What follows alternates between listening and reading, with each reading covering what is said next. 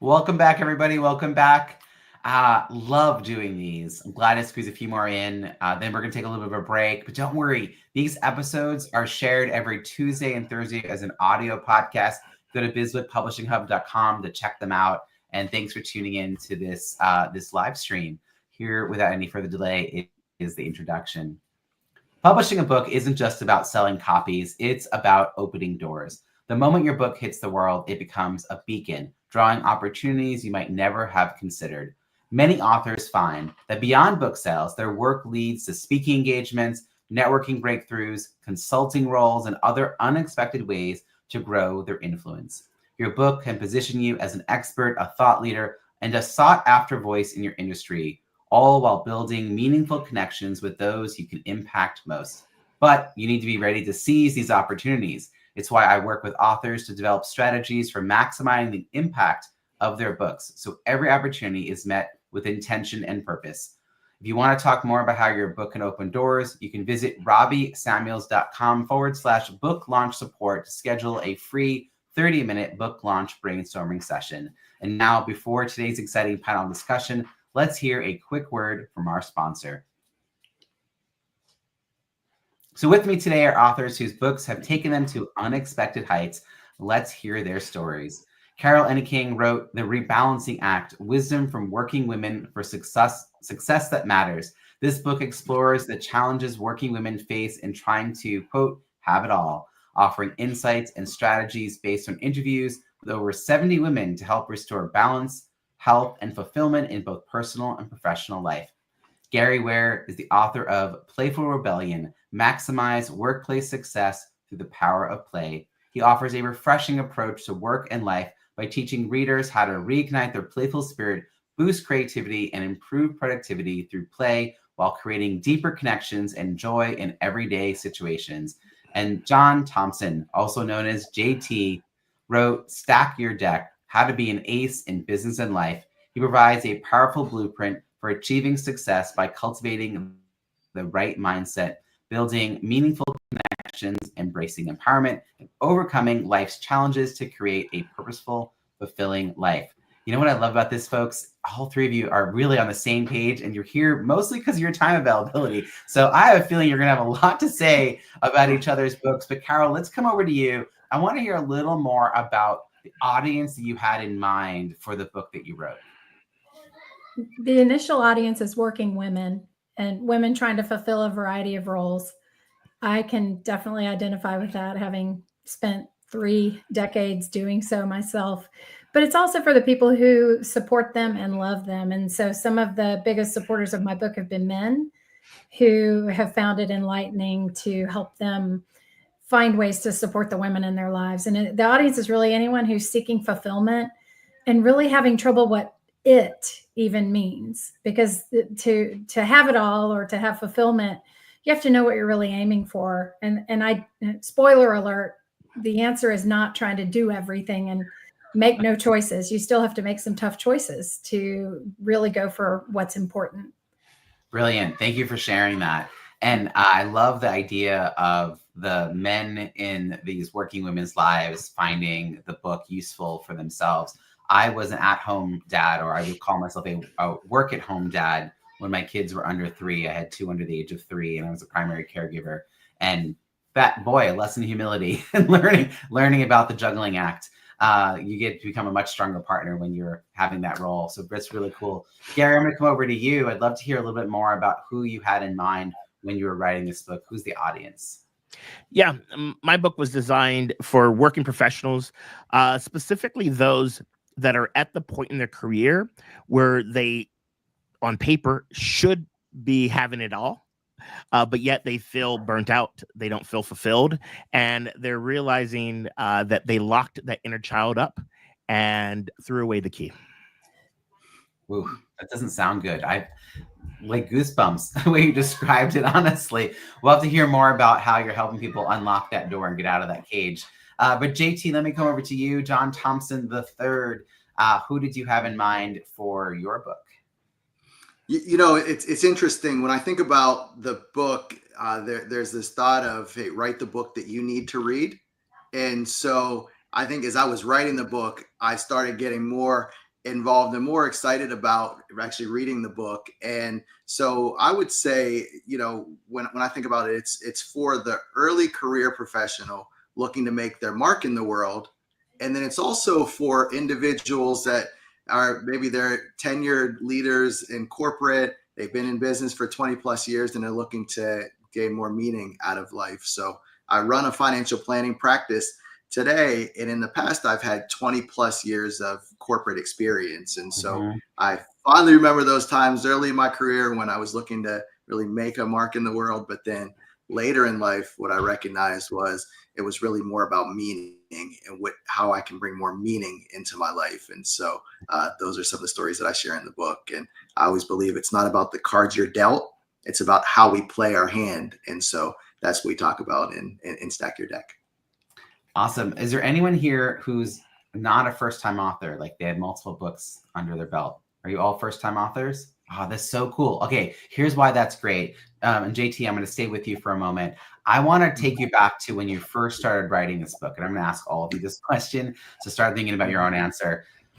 Before you know what you know now, because clearly there's a huge learning curve. But when you first start writing the book and thinking about the book's impact, the book's success, what metrics you're going to be looking for to make sure it's on that path to success, what did you initially think was important for the book to be a success? What were you keeping track of? Sales, right? How many individuals are purchasing the book? And really just, I initially thought about it as traction. And I think, I came from a background, I've had 20 plus years in sales. And so it's very natural to think about it from how many units are you moving, how many books you're selling. So I thought about it from that perspective. And then I believe it's kind of evolved and really just evolved from the standpoint of then moving on to how many individuals am I serving and how do I serve one individual at a time, and recognizing that the units will come as you continue to make impact one-on-one. Yeah, I think for so many first-time authors, just getting the book published is really the first and most important metric, because they are like, can't think beyond that. And then usually they're originally focused on sales. I've heard that before as well from lots of folks. But as you said, that's evolving for you to be less about the individual units, but the impact you're having with the people who are called to your book. I'm going to come back over to Carol with the same question.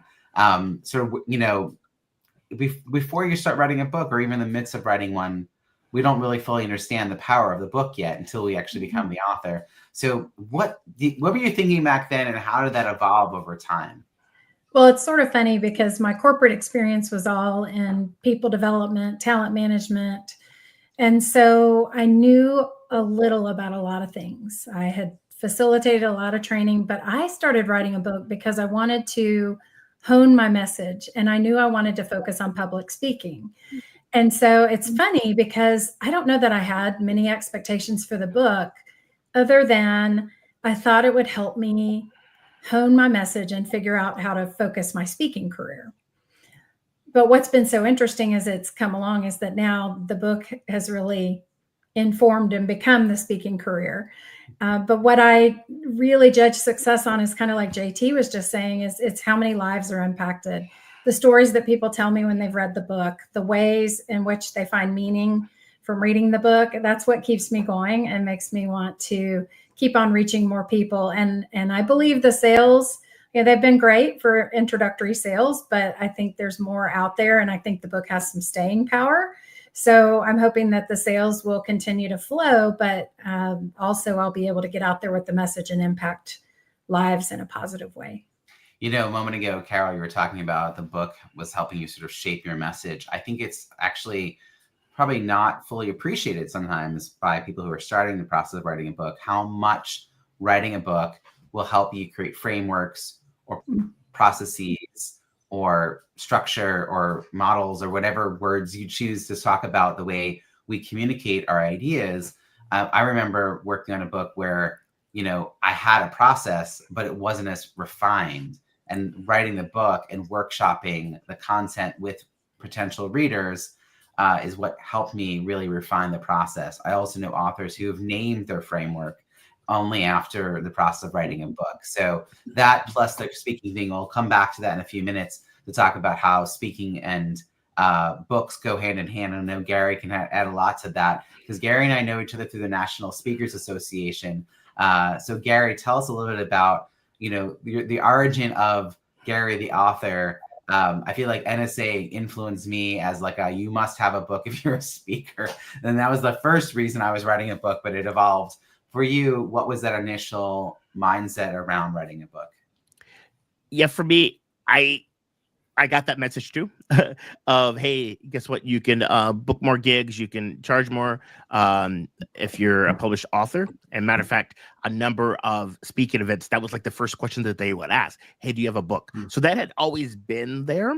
But for this book specifically, the reason why I set out to write it was I'm also a workshop facilitator. And so I had created the course that the book is modeled off of, and it was a video course. And so many folks were asking for additional resources and wanting a way to take the course with them after the course was done. And after enough folks said that, I said, all right, I think I have something here. At first, it was just going to be like a companion manual. But then after I started outlining what I wanted to say and starting to put my stories, I was realizing that, wow, this actually can be something. And so that was the initial inspiration that got me to go forth. I love this idea that you already had established content that was resonating, that was working for people. They wanted more of it. They wanted an easier way to take the ideas with them. Boy, what a difference that is from people who write a book because they feel called to write a book, but they don't test the ideas with anybody. They don't have any market built up around it, no audience waiting. And then they're kind of sad about the results. You had people like clamoring, like, when is this going to happen? And you knew that professionally speaking, there would also be an a sort of uplift for your business as a speaker because you have a book. So it makes you a little bit more marketable. I love the approach is much more strategic, I would say, than what a lot of folks end up doing. And when you're thinking now about success, Gary, is it about like the book closing deals for you? Is it people buying your book in bulk? Like, is it reviews? Like, what do you think of now as you're continuing? The book's been out for a little while. So like, what's the ongoing metrics that you're paying attention to? Yes. Just like what Carol and JT said, it is the impact. What I love so much is getting off a stage and meeting someone who's gone through the book and they tell me how much has impacted their lives. A quick story, I was speaking at a community college and it was for their staff. It wasn't even for the students. And it was for their beginning of the year. And then I had someone write me a note, and I still have this note. I can barely see it because I have a wall of gratitude in front of me, and it's all the things that I've gotten on the road and stuff like that. Just especially when I'm having a rough day, I look up and I'm like, all right, I'm making an impact. But they left me a little sticky, letting me know how much it's impacted their life and how they see the world. And those are the things that matters most. And yes, we can measure it by how many units sold, like when you speak at an event and stuff like that. But at the end of the day, when it's all said and done and you're on your deathbed, I'm not going to be talking about, back when I sold 5,000 copies of my books. I'm not going to be saying that. I'm going to be thinking about the lives that I've impacted and how I've been as a human. That's what's really going to matter. For all those listening who consume content, which is all of us, I just want you to hear how you can have an impact on the author or podcast host or content creator or course creator, whatever it is, whatever people are putting out there to try to better your life, you taking a moment even to write a little note, a sticky, and then, share it that way. It makes a big difference. It's a great segue actually to reviews, which is my happy place. But I think for a lot of people, this is an area they struggle. And JT, I'm going to actually come over to you because of the three of you, you have done really well. And I want to talk a little bit about your approach and how you thought about this. So for those listening, there are ratings, which are the stars 1 through 5, and there are written reviews. So the ratings show up at the top of the Amazon page, but you don't have to buy a book to rate it, and you don't have to write anything. So it's much easier to get ratings than to get written reviews. And I have seen some books that have well over 100 ratings and less than 10 reviews. And I'm always like, what was that about? So I look at a couple of things when I wonder about how well a book is doing. One is I look at the total number of reviews, and I also look at the ratio between ratings and reviews. And I also look to see how recently they've been getting reviews, so that, the book's been out a little while. So JT, you've got 46 ratings and 43 reviews. So 1, kudos. 2, kudos. You have a high ratio, 46 to 43. 43 written reviews. Anything over 20 means you've made an effort. Anything near 50 or over 50 means you had a real plan in place. All of my books have over 200 Amazon reviews. So like, I know from what I speak, it is not easy to do. And you have a review as of November. You've got a bunch of reviews that just came in. When did your book come out? How recently? It came out in January of 23, and then the audiobook came out in February of this year. Well, how cool that you have several reviews that happened in the last few months. So that's really, really neat to see, including one today. So go check that out. So congratulations on that. Tell me a little bit about how you thought of reviews. Why did you think they were important? And how did you weave them into a launch? And how are you continuing to get reviews published on Amazon? Yeah, so I love each of the reviews. So thank you to everyone who has submitted a review. I think, it's important to, any product that you use, that you leverage, that you enjoy, I would encourage you to put a review. I think that's how we as authors kind of know where, if we're hitting the mark, and as readers know, it kind of defines and directs us to what work we like, what we enjoy.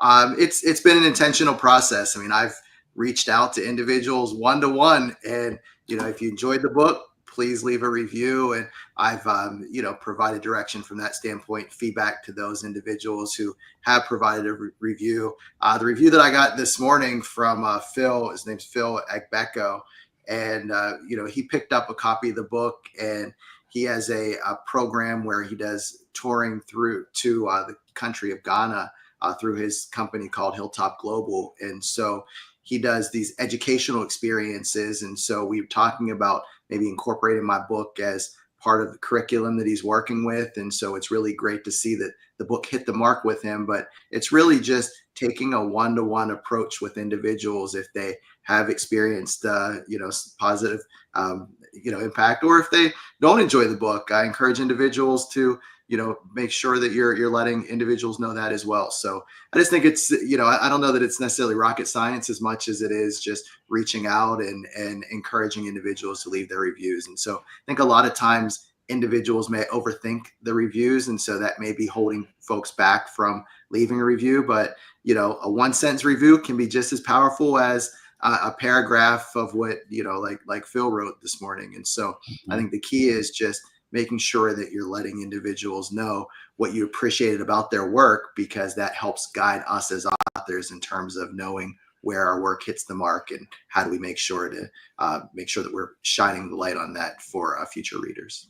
Appreciate that. And I'm going to share a few tips about this, but first I want to hear Gary's thoughts on this, because Gary, you've also been making an effort. And I know I've been in your ear about this for a while. Yes. We've been talking about it. So you've got 31 ratings and 20 reviews.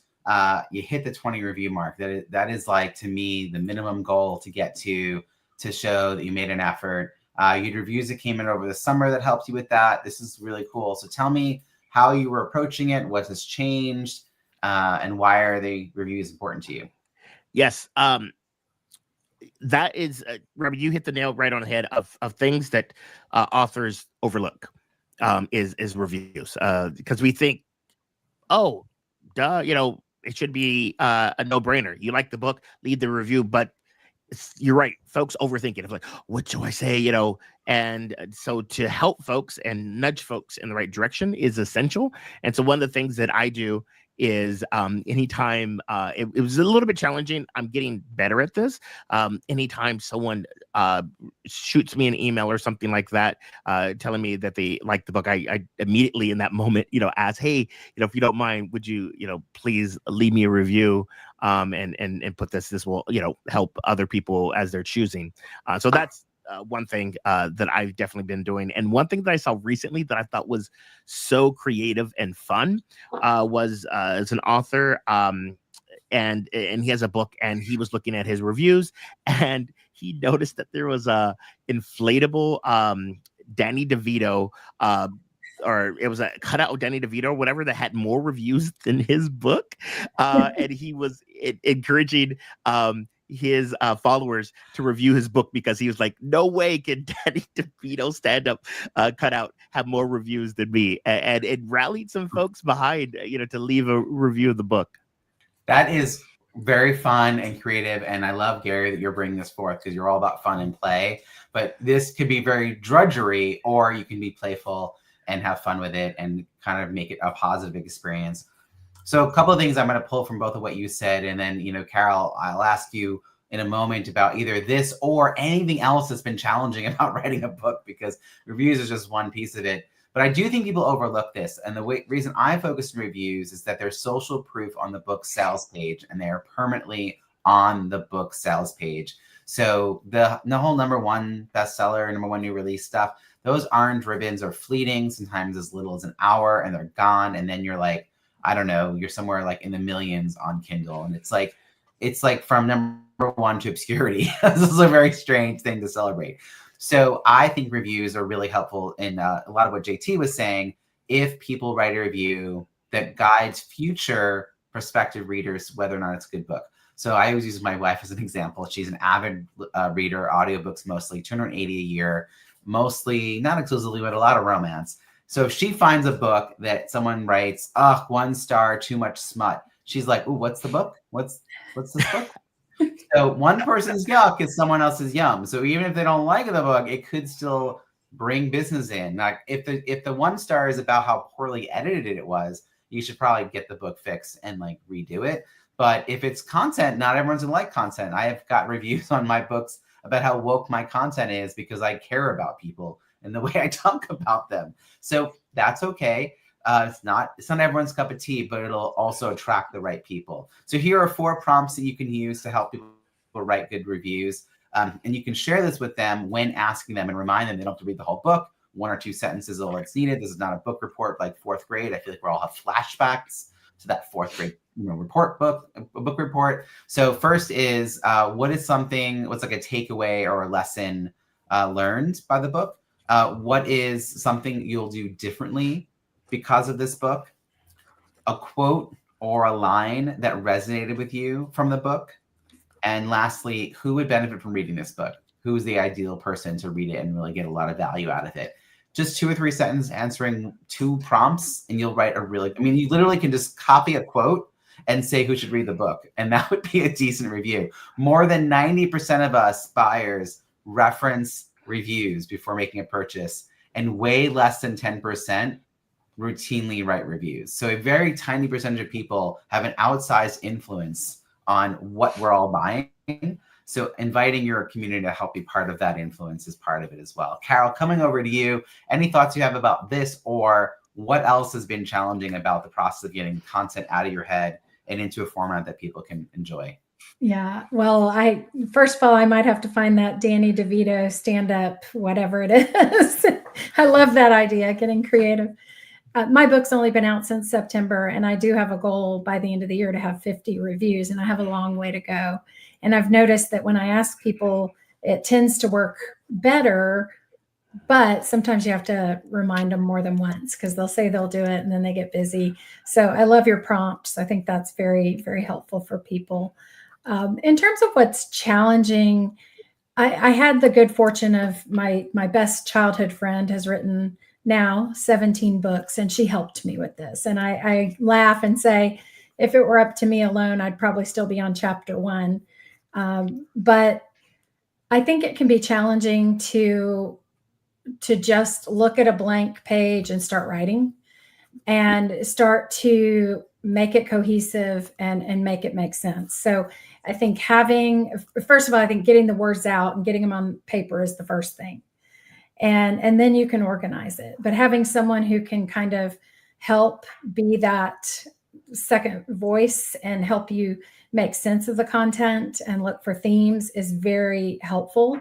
We interviewed over 70 people for the book. And so we had a lot of information that we wanted to combine and look for themes. And so I enlisted her help to do that. And that was a wonderful benefit that solved probably the biggest challenge for me.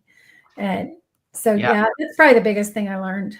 Original content like that, original data research is so, I think it's so powerful because it's so hard to do. A lot of people don't do it. So you can really separate yourself out from a lot of the folks by doing that original research and being willing to figure out how to bring the data to life in a story that people will find meaningful and memorable. And it takes a lot of work. Even without that added challenge, having a developmental editor or a really great writing coach is really key for a lot of folks who got great ideas, but they got to figure out how to say it in a way that will be meaningful to the people who will be reading it.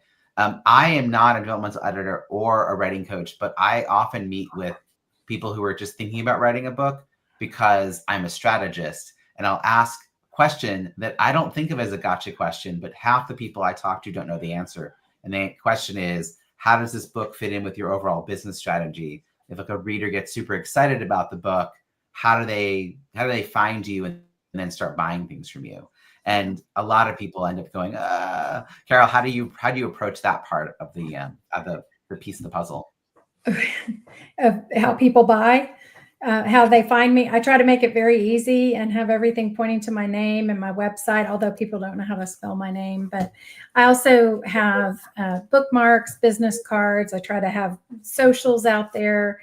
And I am laughing because I just thought of another challenge, as silly as it sounds, having 70 people that you interview and then trying to change the names to protect the innocent, to protect the stories. I had to come up with more names. We were asking children, hey, who do you know that has the name that begins with a B that we could use? And just coming up with random names here, there, and everywhere.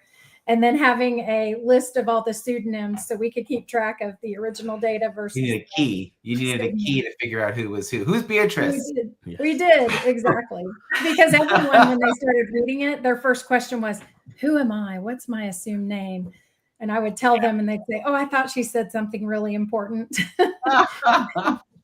This is so great. I love it. I love it. So, John, JT, what was the sort of challenging piece for you, aside from the review process, which you've nailed pretty well? Was it getting ideas out of your head? Was the whole publishing piece? Was it marketing? Like, where did you feel like you needed to get support, and what kind of support did you look for? I think just getting the process started and staying on track. So, I'm what they call a deadline writer. So very good at writing, kind of waiting till the last minute and writing when something is due, and that pressure then, causes you miraculously to have the creativity needed to get the submission in. But, you put undue stress on yourself when you do that. And so I think what I realized was that it was important to really pace myself. And so I think that the challenge was just, not necessarily waiting till the end to make the submissions. And what I ended up doing was scheduling time to write and making sure that I was just committed to writing on, Tuesday evening, Wednesday evening, Friday evening, Saturday morning. That was what worked for my schedule because I was working full time while I was writing as well. And so I needed to be structured in my schedule so that I could make sure that I was getting the right amount of energy to the book as well as my daily duties. I can't remember which famous author. I feel like it's like maybe a Stephen King quote, but maybe not. It's like, when are you motivated to write? And it was like 9 a.m. every Monday through Friday. Like not that they were actually, but like that's their commitment to just do the thing. And I think figuring out the writing piece, which can feel really solitary. So I've also since learned the idea of co-writing. I don't mean working in the same book, but like co-working and then both working on some piece of content is really nice. Gary, coming over to you, I'm going to shift gears a little bit. I'm curious about marketing strategies, and in particular about how to get a bunch of books out into the world. Now, I don't really focus ordinarily on a lot of individual book sales beyond the launch when I'm focusing on reviews.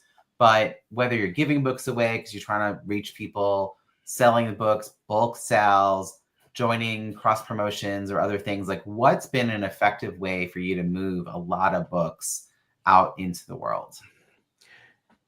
If you're trying to do volume, the best way is being a public speaker, because then you can include it in your offering. I know for me, I learned this actually from a mentor / friend of mine. Her name is Vanessa Van Edwards. She has a number of best-selling books, and she had mentioned, especially working with like nonprofits and having events that want you to come out, and they don't necessarily have the budgets that other organizations do. And she says, well, you know what, how about you buy a book for each attendee, through me and put it in their, in their swag bag. And a lot of times that plus covering, travel is enough. And I've instituted that so many times, and I've had so many people take me up on it. Matter of fact, just this year, I've spoken at over 5 events that have purchased 500 books each. So, when you add that up, that's a decent number of books. It's a decent number of books for sure. Yeah. And money back into the pocket. For me, I self-publish my book. So, I can get it at a discount. And even me giving it to them at a discount, I still make some money on that. Yeah. So I have, my first book was a book about networking at conferences. And it's the only book that I really did an in-person, like a ton of in-person speaking around it. And then the pandemic came and my other 2 books came out. And I would include anywhere from 25 to 50 books in the contract if they paid sort of my top rate at the time. And then I would offer them a 25% discount for 50 or more books beyond that 25 or 50. And it often led to like 200 books being purchased, which was awesome. Because if you only gave them 3 books, they would just be like, well, just give these away as part of the Q&A. But when you give them 50 or 25, they're like, oh, I think everyone should have one now. And I know Lois Kramer has got this great, she's a great NSA contact. And she talks about like, wouldn't it be great if people could walk away with your with the knowledge that I'm going to share? I keep forgetting her exact phrase, but it's so smart. By the way, I helped her with her new book launch. She just launched the 2nd edition of her book, Book More Business. And at last count, she's at 131 ratings and 131 reviews, which is amazing. So good job. But she likes to talk about like bringing the book in, and this idea that the book wouldn't be available for sale if you didn't write it. Like they'll have a whole different budget for it, which is so cool. I think when you're first writing a book, that's the kind of thing you can't imagine leveraging, and then it becomes routine. Good job on moving 500 books 5 times. That's phenomenal. 2,500 bucks. Yeah, that's $2,500 books. And my first book is $3.50 if I buy blocks of 100, including shipping, and then I would sell it for $15, which is 25% off the retail. That's good. That's good money. That's like, I'm okay with $11.50 in my pocket for each book sold, which is something you're not going to get from the publisher.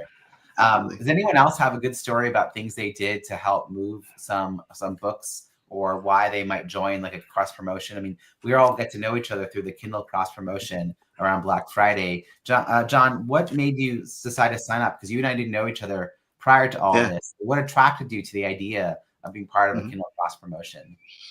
Yeah, so look, I'm as you can see in my office here. For those who are on video, I've got I'm an avid reader, and so when I saw the campaign that you did last year, I picked up a couple of books from the campaign, and a good friend of mine, John Saunders, got a great book called The Optimizer.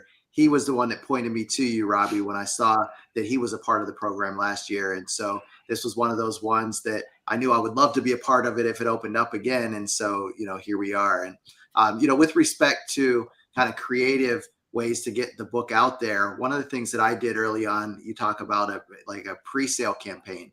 So a launch that I did during the pre-sale, which helped fund the cost of my book. And what I did there, it was one of those things where I knew that it was going to be outside of my comfort zone, because at the time I wasn't very active on social media, and it really forced me to get tight on the message around the book and then really build an audience. And it came out, the pre-sale campaign was a few months before the book actually came out. And some data, the average book sells, in the lifetime of the book, sells about 250 copies. That's in the lifetime. So Gary makes it sound easy with 500 books at a time, 5 different conferences, but the average book sells 250 books in its lifetime. And so during the 30-day pre-sale campaign, my book was able to sell over 300 units. And so that was really something that helped with just building an audience. And then those individuals were a part of a big launch event that I did in person.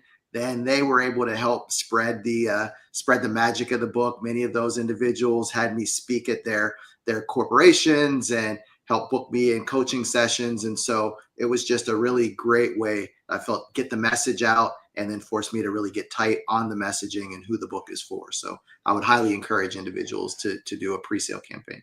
I love this. So different routes for different people. I actually do something a little different, but along the same strategy, which is I build a launch team for myself or with my clients of likely prospects and referral partners. So I put a lot of time and effort into making sure they're getting the right kinds of people on their launch team.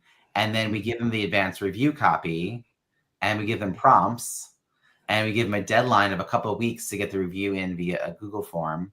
And in that time frame, sometimes there's a private training or a private workshop or a private conversation with the launch team members and the author, which is a nice way to kind of get their attention and also seed the idea that they are a speaker and make them more referable. Then the book comes out, and then we return, here's your review with all the steps for buying the Kindle book at 99 cents. So it's a verified review. And I'm in the process right now of 2 authors that are collecting reviews as we speak. And it's really cool to keep refreshing and seeing the review count go up. But if you do that either way, whether you're describing or I'm describing, what you're really talking about is building a pipeline between the book and the people who might be interested in the book and everything else you're doing. And so for me, the virtual book launch that I design and MC for my clients is a little bit about the success of the book, but it's really forward focusing the attention of what else the author could do, bringing in guest speakers to talk about what it's like to work with them. So if you do all of this, then you get the kind of outcome that Gary's talking about, because you really start lining things up and you end up with a lot of business off the book, not so much the sales of the book, but the business that comes from all of that. And I'd love that you, JT, brought this up about how many books sell in a lifetime. It's like 100 a year. 100 in the first year is average. So many people are actually less than that. And 5,000 books in a lifetime would be phenomenal. So a lot of people come into this thinking they're going to sell tens of thousands of books. And it's just like, that's just not the reality unless you already have that audience, in which case we're talking about a totally different ballgame. So Carol, I'm going to come over to you. We're talking about building a pipeline between the book and your other offers. When you were building this book and thinking about, because you had like all those interviews you were doing, you have a service that you offer. In the book, like what did you leave behind for people as far as whether it's bonus content or opt-ins or your contact info or talking about your offer? Like what's in the book and how does the book sort of weave its way back into your ecosystem as a business? Yeah. So I was launching my book and my brand all at the same time. And the takeaway at the very end of the book, we asked people to join the community. And so they could join my community, and the free resource that I give them is a legacy blueprint workbook. And so it's an opportunity for them to look at lifetime goals, what they want their legacy to be, and then work backwards from that to some goals that they want to work on now. And it just helps them keep that bigger picture in mind as they go about their day. So they're not so consumed by the day's activities that they're not thinking about the bigger purpose that they're seeking to achieve. So that's the initial leave behind. But a very interesting thing has happened since I launched the book. And I did do a big launch. I did not do a pre-sale, but I had the 99 cent ebook launch day, and I was fortunate to align with Houston Energy and Climate Week. I was able to get to an oil company I guess they call themselves energy companies these days, but oil and gas. I'm in Houston, so that's a big thing. Anyway, I had about 100 people there, and we asked them right then to go buy a 99-cent book. But a funny thing happened. They all started buying paperbacks, and a few even bought hardcovers, and I had over 500 books sold before I knew it, which I didn't know was a big deal until this conversation. And so most of them were not the 99-cent ebooks, but that was such a driver. But the other thing that's happened that has been so cool is that people, when we gather in smaller groups, I've had friends host book parties in their house and just gatherings for us to talk about rebalancing. And people start sharing, and then they say things at the end like, I wish we had a way to continue this. I wish we had a way to build a group and keep each other accountable. So now I am developing a mastermind group and the technology that goes with that. And that's going to be a major part of my outreach, is just connecting women together so they can have that support system as they embark on their own rebalancing act. So some of it's driving them to the website, and then other things are driving them to hopefully think about joining a group. It's stay tuned. It's evolving as we speak, but that's kind of where it's headed. Here's the part that I really like about what you just shared, is that you're listening to people who have read your book and are interacting with your book, and you're listening to what they're wanting, and you're creating based off that, which is different than what a lot of experts do. And I call this expert syndrome. They see someone, they're like, oh, I know what you need. And then they go and they tinker and so they create it, and then they're like, here you go. And the person's like, what? And so there's a difference between the problem people have that they are willing to admit having, and the problem that they have, which is the actual block that's stopping them from making whatever progress or life fulfillment that you're hoping they can have, but they don't know about that block yet. And so part of our job, and this is what books can do, is to help people become aware of the bigger issue, and then also your solution and you as a guide. And so you creating these resources after in response to their conversation with you is a great way to build community around the book. And it also means the book becomes evergreen in a different way. It becomes really part of a course or a program or a community, and not just like a one-off thing. So I love that. And I think that's another way to move a lot of books, is to tie it to a program so it leads people kind of directly in. One thing I would say is if you have like hey, here's a page of bonus content, put it at the front and the back of your book, because there's a tiny percentage of people who get to the back of the book overall. More people are going to see the beginning. Just is.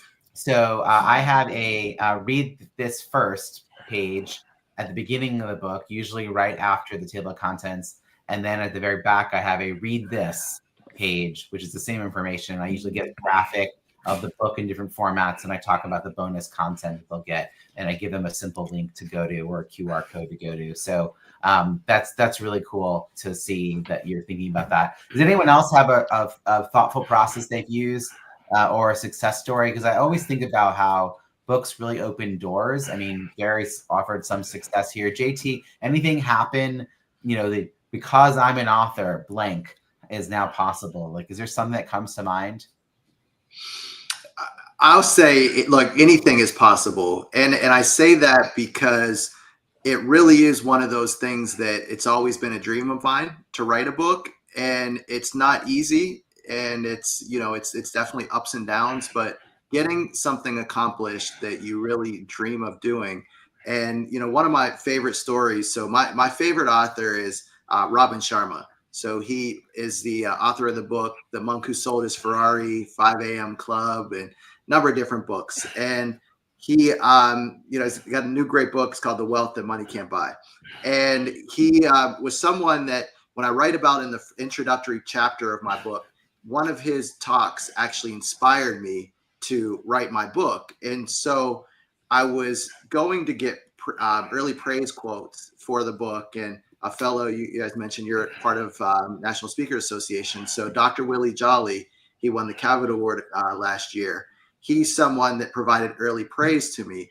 And when he read the book, he noticed that I called out Robin Sharma, Well, it turns out that he had Robin Sharma on his SiriusXM podcast. And so Dr. Willie connected me with Robin, and Robin actually provided the early praise quote that's on the front of my book. And so he says, an insightful journey on how to define and pursue success on your own terms and live your best life. And so to me, that was just such a full circle moment. And actually a real full circle moment was Robin came to DC a few weeks ago on tour with his book, The Wealth That Money Can't Buy. And I got a chance to present Robin with my own signed copy of my book that he endorsed. And so that was just an awesome moment, but it just really talked to me about the importance of just keep planting those seeds, and you never know where those seeds are going to harvest in the future. So because of this book, I truly believe anything is possible. That's amazing. All right. Wow. I have some goosebumps here, JT. In a moment, I'm going to come to Carol and I'm going to ask her for advice that she'd give someone who's writing a book to help them grow their business as a speaker, coach, and or consultant type thing. But first, a quick word from our sponsor. All right, Carol, lay it on us. What kind of advice do you have for these authors? Well, at the risk of borrowing from Nike, I would say just do it. So I, like many of you, was involved with National Speakers Association because I had my own company for about 18 years before. And one of my mentors in that group said, you have a book in there somewhere. I also had two very active children, was wearing a lot of hats, which is sort of what inspired my book, but I didn't think it was the right time. And so I parked that idea for about 15 years. And fast forward, a lot of life changes for me, some challenges along the way, health challenges, things like that. Kids are grown. And I'm back into one of those cushy corporate jobs with a wonderful regular paycheck and just a lot of meetings, nothing to complain about, but it was a different type of life. And I think when I decided to leave that job, I had one foot still in the corporate world and one foot in the book world. And it's so risky to feel like, okay, I'm going to give up the safety of the regular paycheck and the somewhat job security and benefits and things like that. But oh, how rich and rewarding it is to just let your life unfold the way it was meant to. And so if you have that dream, if you are thinking about it, just get started, because once you do, it is amazing how things happen, like JT just talked about, and just connections that you never would have anticipated. And if you're open to the ideas, if you are not so set in your path that you cannot take advice and veer to a different direction, you might just shock yourself and those around you with the amazing life that can open up for you.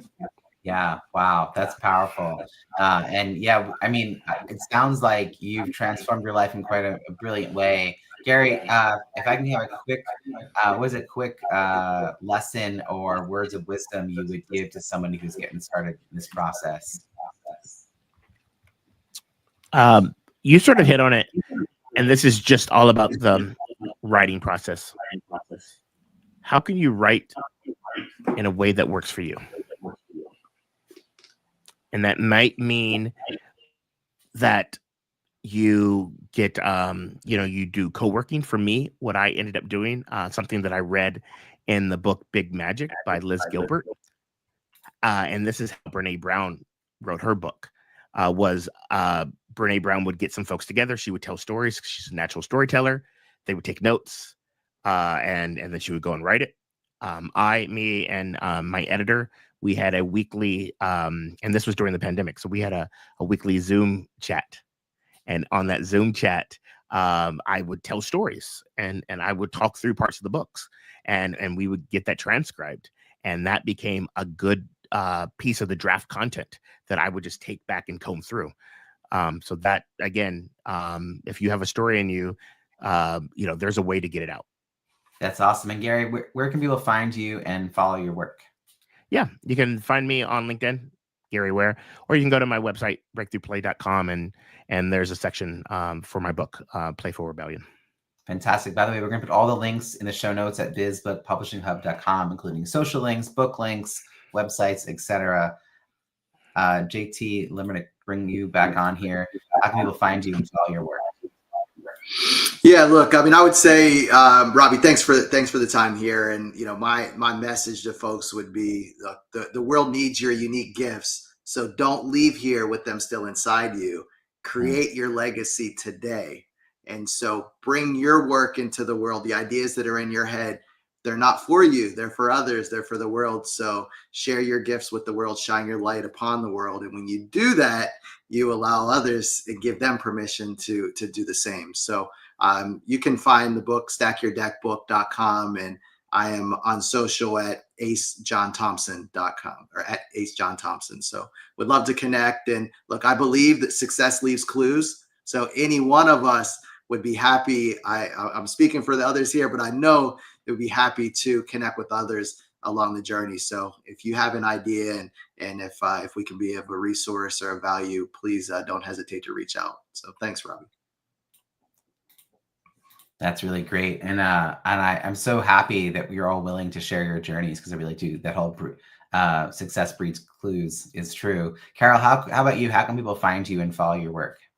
Easiest way is at carolenneking.com. I'm going to spell that out if you don't mind, because it's a little tricky. It's ENNEKING.com. And then I'm also on all the socials with basically my name, Carol Enneking. Fantastic. Hey, folks, if you go to bizbookpublishinghub.com, you're going to find all these show notes and links, plus all the other episodes that come out every Tuesday and Thursday, and more than 50 experts who guide entrepreneurs through the process of writing, editing, publishing, and marketing their business book to help you become a successful author. We also have invitations to free virtual networking events for writers and authors throughout the year.